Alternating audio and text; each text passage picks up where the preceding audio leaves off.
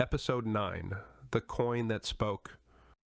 The market felt charged, as if lightning had crawled along the rafters and stayed.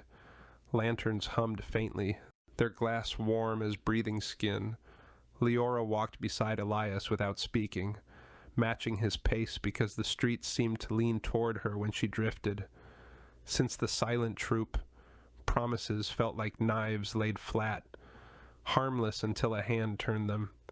They cut through an alley where the light thinned to threads. The crowd here moved in purposeful lines.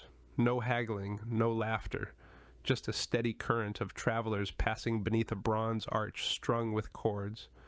Each cord held a small knot. The archway watched them. Elias stopped short. Waycross. What is it? A toll, he said low. Not coin. A figure stepped out from the arch's shadow. Tall, neither man nor woman, neither young nor old. The waykeeper's face was smooth as metal, and where eyes should be were two polished stones that reflected lanterns without ever catching flame. Their robe was stitched with fading map lines that did not match any world Liora knew. Crossings cost, the waykeeper said. Their voice was not unkind. It simply left no room for argument. One knot each. Unfasten, and leave what binds it. Liora peered at the cords. Each knot bore a sigil, a tiny symbol inked in rust. Some were clean, some stained darker, as if something had bled through the thread. What do they bind? She asked. Paths, the waykeeper replied.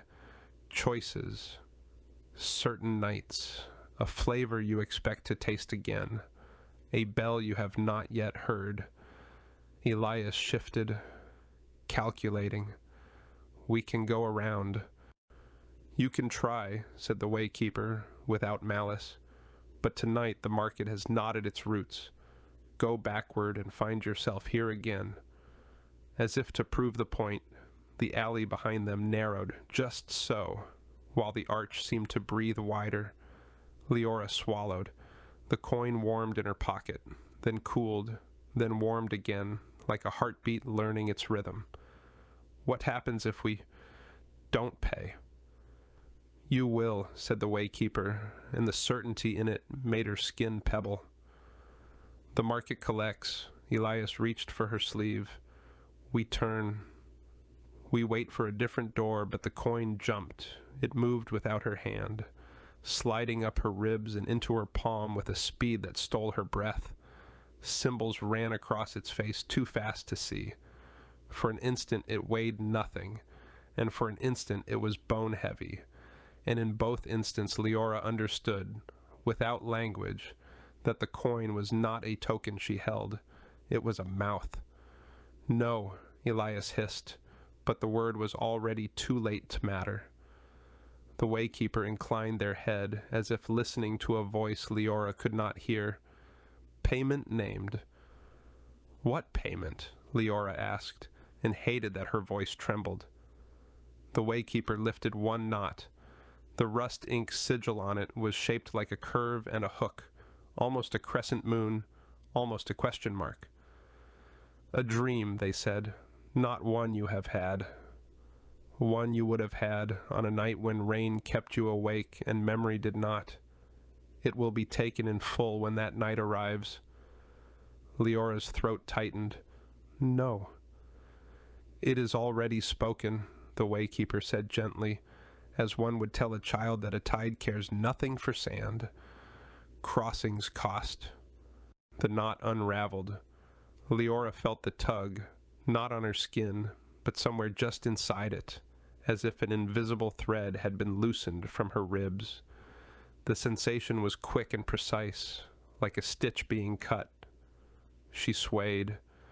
The air tasted briefly of wet stone and salt, then nothing at all. Elias caught her elbow. Steady.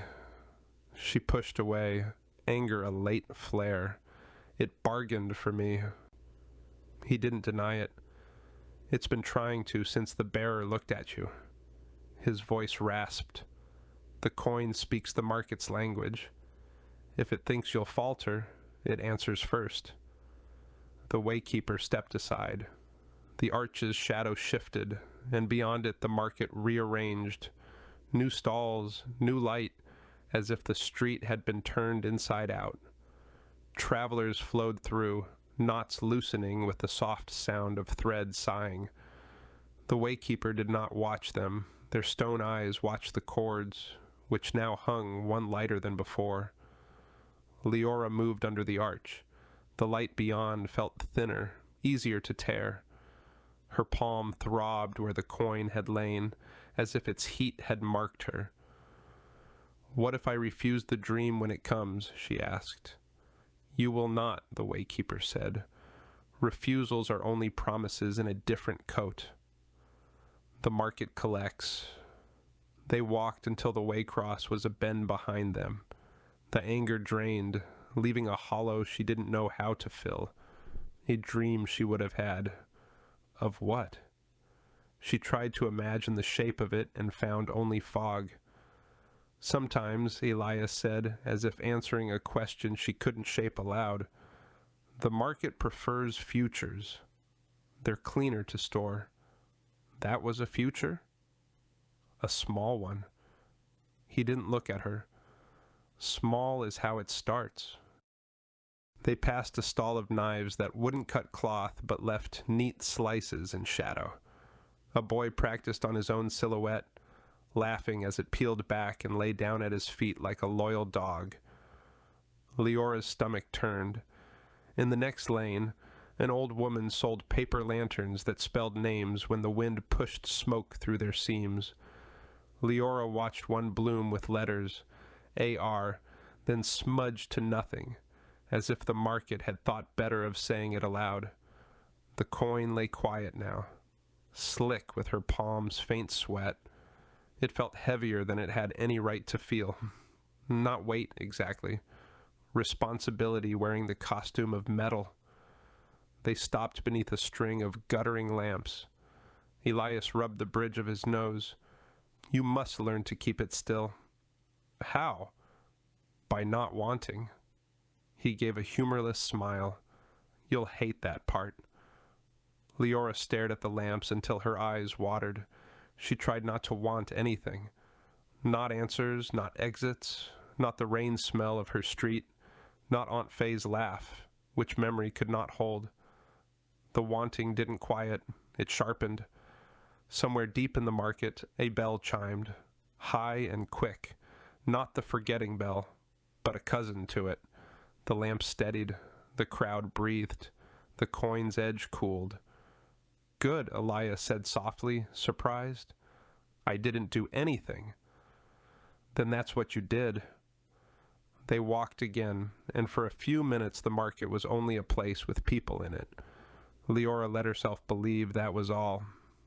When she glanced down, the coin's symbols had stilled in an arrangement she had not seen before, a curve and a hook, like a moon thinking of becoming a question.